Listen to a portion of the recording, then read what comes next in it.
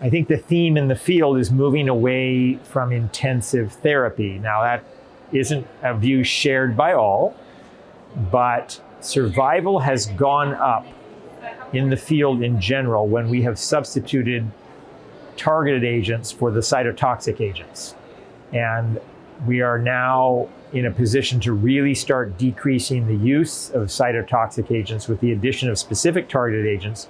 So we need to introduce more and more of these targeted agents. I think what we're going to be occupied in doing for the next several years is learning who and for whom and how to use venetoclax in low intensity and high intensity regimens.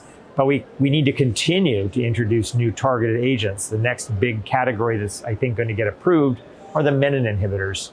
And those are looking to hit very specific subtypes of AML. That's going to be the next quantum leap in the field, is menin inhibitors. And then the next targeted agent, no doubt. Every 5 years, a new target is identified and a drug effort is put forth. Right now, it's menin inhibitors.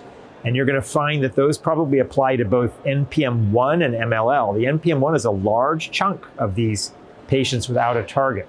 So I think all of a sudden that's going to change with menin inhibitors. And then you start mixing and matching, and you find perhaps venetoclax plus a menin inhibitor might work for yet another section. I think the last big group of patients that we really are lost on are the so-called MDS signature patients. They have spliceosome mutations, ASXL1. That's going to be the next breakthrough, but that I don't see it yet. But I would anticipate it's going to get druggable in the next decade, certainly, if not much sooner.